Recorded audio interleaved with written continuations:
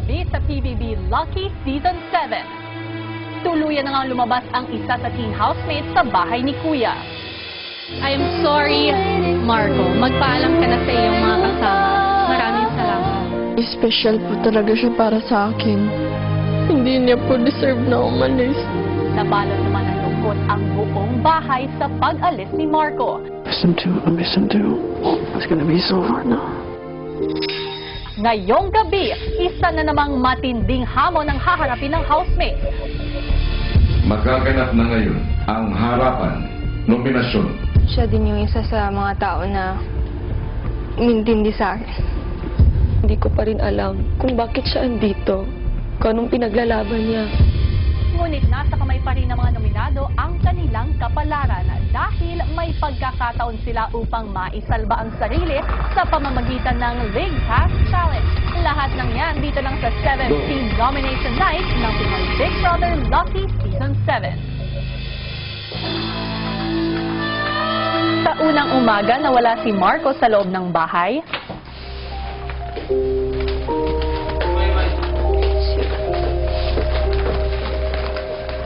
Oras na parang naligo. Ako, change ba?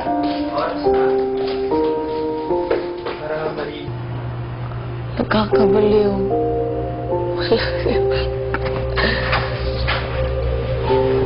Iba talaga po. Nakakabaliw talaga. Yung puso ko ngayon sabog pa.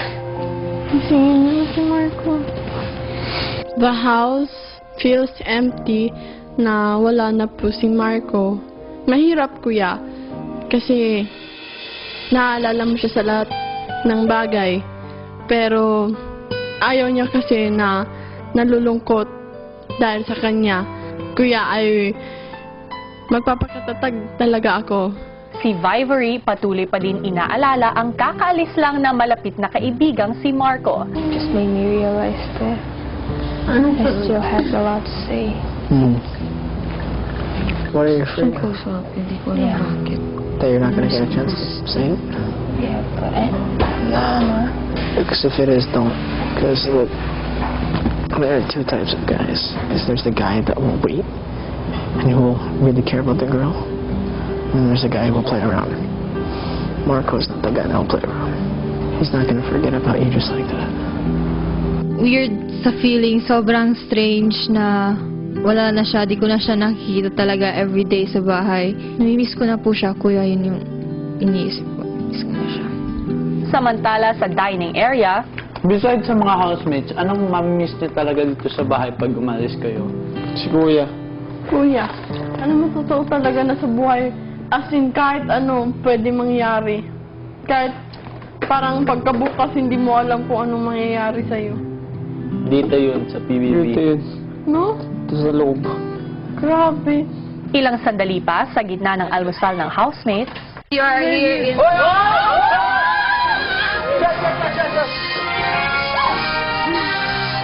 Magandang umaga, teen housemates! Nandito ako para ihatid sa inyo ang mga nagbabagang balita mula rito sa outside world. Welcome to Pinoy Big Balita! Miss Universe 2017 gaganapin sa Pilipinas.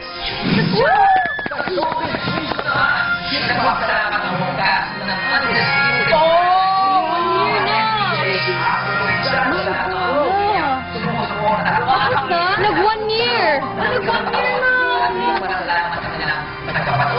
Sobrang tuwang-tuwa po kami kasi sobrang isolated na nga po kami sa outside world. So, talagang yung excitement, yung talagang sabik na po kami na ano po, malaman po kung ano yung ganap po sa outside world.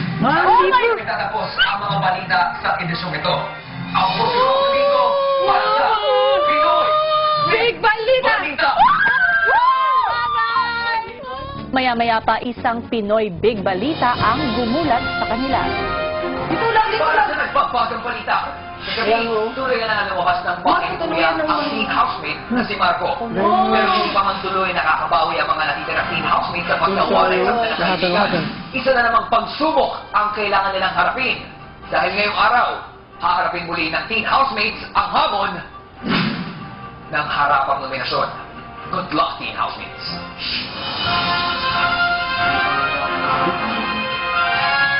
Face-to-face nomination? Yeah.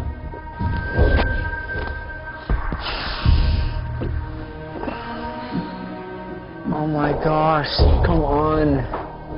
Because not only are you nominating someone again, it's nominating face-to-face, and that's always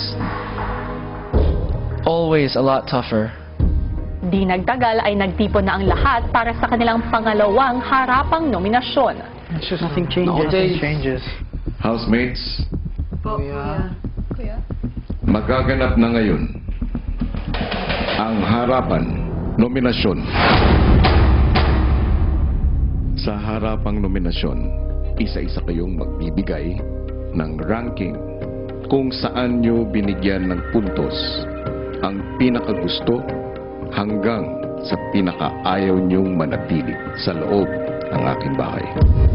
Para sa harapang nominasyon, isa-isang bibigyan ng puntos o ranking ang bawat housemate. Simula sa 1 point para sa pinakagusto nilang manatili sa loob ng bahay hanggang sa 5 points para sa pinakaayaw nilang manatili. Lalagyan nila ng bilang ng bola ang box ng bawat housemate na may katumbas na puntos. Ngayon, ang tanong, sino ang gustong mag-umpisa?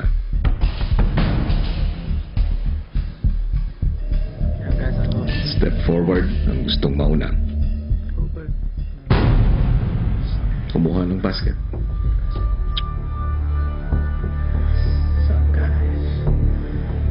Edward, Yes, Kuya. you may proceed. Alright, guys. First ball, this person, she manages to make everybody, her personality manages to make everybody happy all the time. Sometimes during this house, that's something we really need. So, you're my first ball. Sorry. My 2 points go to this person because this person is always helpful. And around the house, to each individual housemate, and especially in tasks.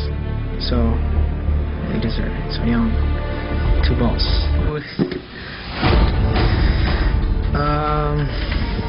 3 balls go to someone who I've actually recently become more close to. You know, she's helped me in things that I've struggled with in the past, such as dancing. She might help me and not neglect, but maybe forget about others, which is again really tiny. But so by this way, my 3 points. Thank you for helping me learn how to dance. I'm giving my 4 points to this person because there were some moments during the last challenge where I might have forgotten her responsibilities. So, kisses, you get my 4 points. I still trust you as my leader, yeah? I want you to know that, yeah? Nothing changes, guys, yeah? And the reason I'm giving you my 5 points is there are some things where you might say something that's a little too far. I had no choice. So, Christian, you get my 5 points.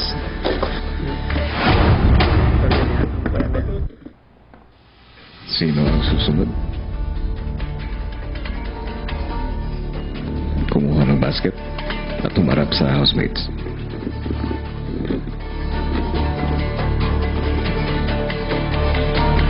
I give this point to Ate Maymay.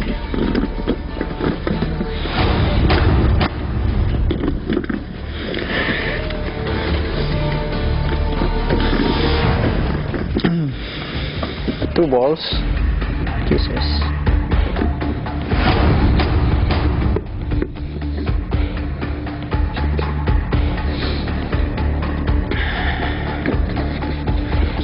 I give my 3 points. Yun.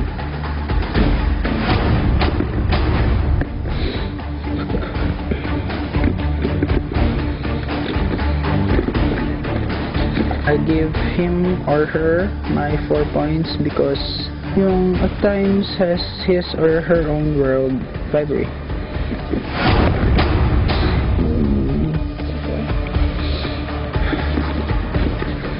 I gave him my 5 points because sometimes when we tend to laugh, At times, napaminsan like parang KJ, when some people are having fun, and then sometimes you're like, shh, like that. And I know maybe it's a good thing for you, but I think it's just a little bit too far. And yeah, I don't.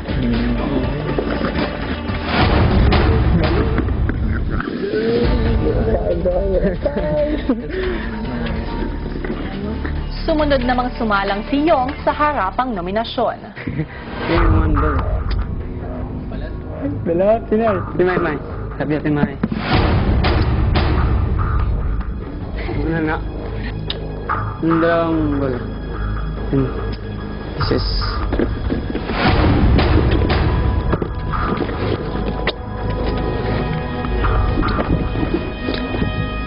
Table.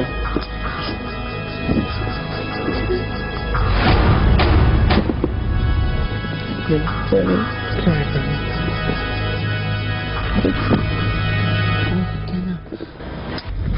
Timbol. Yung paglinis. Ano ito, katapos niya maligo. Tapos niya yung damit. Diyan lang. Pagod na ako eh.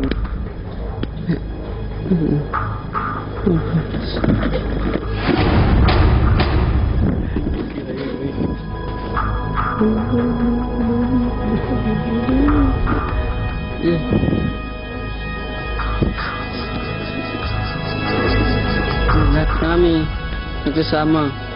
Yung may kasama na sa iba. Parang may iba na. Hindi na kami nalapitan, paminsan lang. Di ka.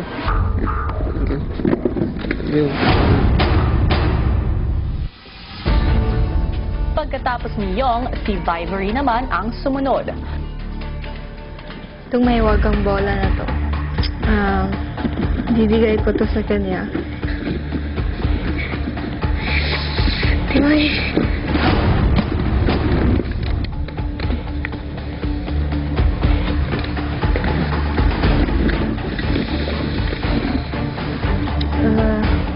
Yung dalawang bolang to, binibigay ko sa taong to. Yeah. Yeah.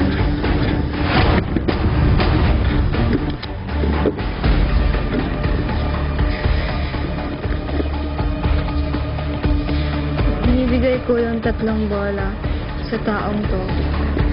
Finger.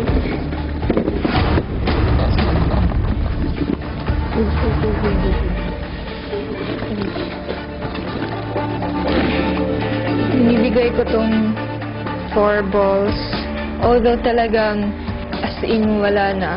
Like, nagkalinawan na kung bakit siya hindi lumalayo sa akin. Although, like, gusto ko talaga na maging close siya. Gusto ko rin siya maging ate. Yung reasons kung bakit siya nag-drift away sa akin.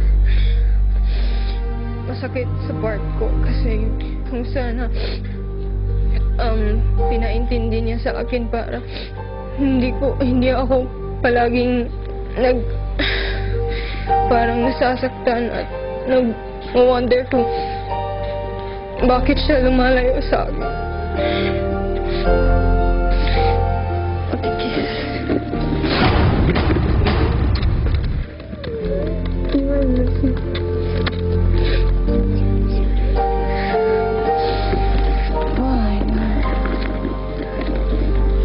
Binibigay ko po itong 5 magic balls sa taong to. Hindi siya sumusunod sa mas nakakatanda niya na imbis na pagsabihan siya, naligpitin niya yung mga gamit niya, pero hindi niya sinusunod. It's really a small thing, I swear. Idol pa rin kita.